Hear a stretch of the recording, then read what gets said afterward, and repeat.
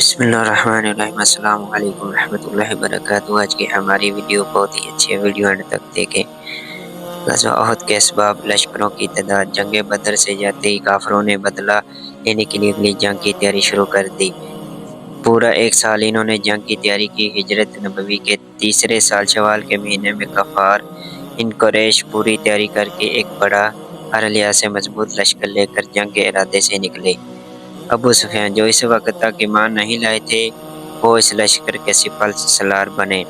رسول کریم صلی اللہ علیہ وآلہ وسلم کے چچا حضرت عباس رضی اللہ تعالیٰ عنہ، جو خفیہ طور پر ایمان قبول کر چکے تھے، مکہ میں رہتے تھے، انہوں نے ایک خط لکھ کر کافروں کے لشکر کی خبر دی۔ جب آپ نے تحقیقات کروائی تو معلوم ہوا کافروں کا لشکر مدینہ کے بہت قریب آ چکا ہے۔ اس صورتحال میں آپ نے صحابہ کرام علیہم رضوان سے مشورہ فرمایا۔ بزرگ صحابہ نے یہ رائے دی کہ شہر کے اندر رہ کر دشمنوں کا مقابلہ کیا جائے، لیکن نوجوان میدان میں نکل کر لڑنا چاہتے تھے۔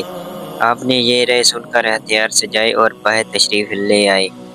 اتنے میں تمام لوگ شہر کے اندر رہ کر ہی کافروں سے جنگ لڑنے پر متفق ہو گئے، مگر آپ نے فرمایا اللہ کے آخری نبی کے لیے یہ مناسب نہیں کہ وہ ہتھیار پہن کر اتار دیں یہاں تک کہ اللہ پاک اس کے دشمنوں کے درمیان فیصلہ فرما دے، لہذا نام خدا لے کر میدان میں نکل پڑو۔ اب اس جنگ میں 1000 کی فوج لے کر مدینہ سے باہر نکلے۔ راستے میں عبداللہ بن ابا منافق بہانے سے اپنے 300 لوگوں کو لے کر اسلامی لشکر سے الگ ہو گیا۔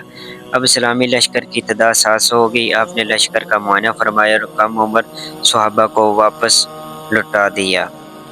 لشکروں کا آمنا سامنا۔ مشرکین 12 شوال کو ہی مدینہ شریف کے قریب احد پہاڑ پر پڑاؤ ڈال چکے تھے۔ اللہ کے آخری نبی صلی اللہ علیہ وآلہ وسلم جمعہ کے دن 14 شوال کو مدینہ سے روانہ ہوئے۔ 15 شوال کو ہفتے کے دن فجر کے وقت احد پہنچے۔ نماز فجر کے بعد آپ نے صف بندی فرمائی۔ صف بندی کے وقت آپ بھی اپنی پشت پر احد پہاڑ کو رکھا۔ لشکر کے پیچھے پہاڑ میں ایک درہ یعنی تنگ راستہ تھا، جس میں گزر کر کفار قریش مسلمانوں کی صفوں پر پیچھے سے حملہ آور ہو سکتے تھے۔ اس لیے آقا کریم صلی اللہ علیہ وآلہ وسلم اس درہ کی حفاظت کے لیے 50 تیر اندازوں کا ایک دستہ مقرر فرمایا۔ حضرت عبداللہ بن جبیر رضی اللہ تعالیٰ عنہ اس دستے کا افسر بنا دیا اور یہ حکم دیا ہماری شکست ہو یا فتح، مگر تم لوگ اپنی جگہ کو مت چھوڑنا۔